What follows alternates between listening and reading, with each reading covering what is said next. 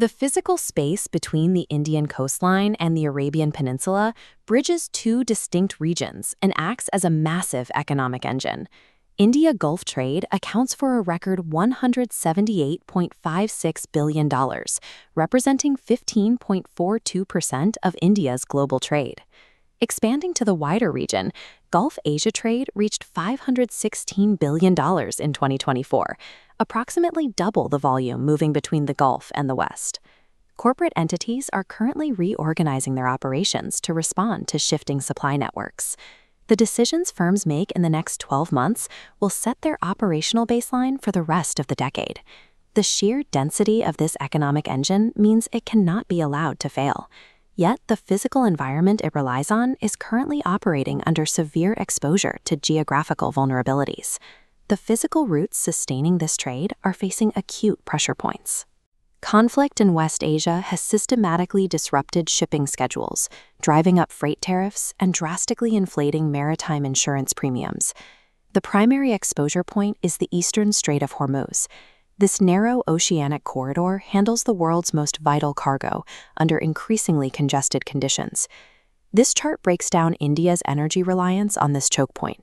45% of crude imports, half its LNG, and 90% of its LPG must pass through this single bottleneck. This risk also exposes India's $11.8 billion agricultural export trade to the Gulf. A single maritime bottleneck places both the Gulf's food supply and India's national energy grid at risk simultaneously. Securing these resources requires an immediate, multi-billion-dollar structural pivot away from historical transit routes. The first major shock to the system came from capital reallocation. During 2025, Gulf sovereign wealth funds redirected their investments toward developed markets and Western technology sectors. This graph tracks sovereign wealth deployments to India. In 1 year, deployments contracted 70%, falling to $5.7 billion. However, private capital is filling the void. Corporations committed over $1 billion to construct food processing facilities, logistics parks, and dry ports. Strategic state alliances are complementing these private moves. Under the I2U2 framework, the UAE committed $2 billion to build integrated agricultural food parks in India, utilizing climate-smart technologies to maximize crop yields. Private enterprise and targeted state investments act as financial shock absorbers, ensuring physical infrastructure expansion continues steadily, bypassing sovereign wealth volatility entirely. While large corporations possess the capital to absorb macroeconomic shocks, the lower tiers of the supply chain do not. Small and medium enterprises operate on thin margins and carry virtually no inventory buffers, leaving them highly exposed to transit disruptions. To prevent these smaller exporters from collapsing, the Indian Ministry of Commerce and Industry launched a direct intervention, the 497 crore rupee relief scheme. Component 1 of the scheme targets existing insured exporters. It shields them by locking in pre-disruption insurance premiums for shipments bound for 10 specified countries, temporarily freezing their operational costs. Component 2 subsidizes upcoming shipments without prior cover.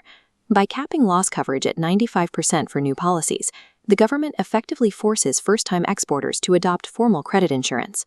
Component 3 directly reimburses up to 50% of the extraordinary freight surcharges incurred by non-insured exporters.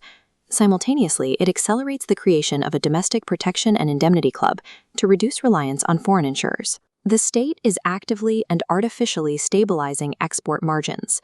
This calculated survival tactic ensures the lower-tier supply chain remains intact, while the geopolitical environment fractures. Logistically, trade routes are being actively redirected away from the Strait of Hormuz and toward expansive, deep-sea industrial hubs along the Omani coast. Sohar Port provides a dedicated bulk agricultural terminal. Indian exporters can now offload large-scale food products safely, entirely outside the Persian Gulf. Further south, the port of Salalah utilizes advanced wave dampening systems, enabling rapid container transfer to a $10 billion overland road network, linking directly into the GCC.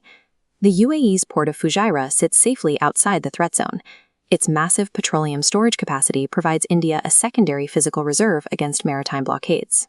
This physical pivot relies entirely on the newly implemented India-Oman Comprehensive Economic Partnership Agreement, which immediately eliminated tariffs on over 99%. The ongoing negotiations for an India-GCC Free Trade Agreement will introduce a unified regional regulatory code across all 6 member states.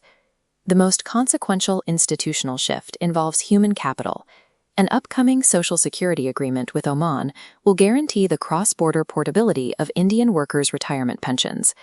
The ultimate de-risking strategy integrates physical security with borderless institutional policy. This transition creates an economic bloc designed to withstand decades of global volatility.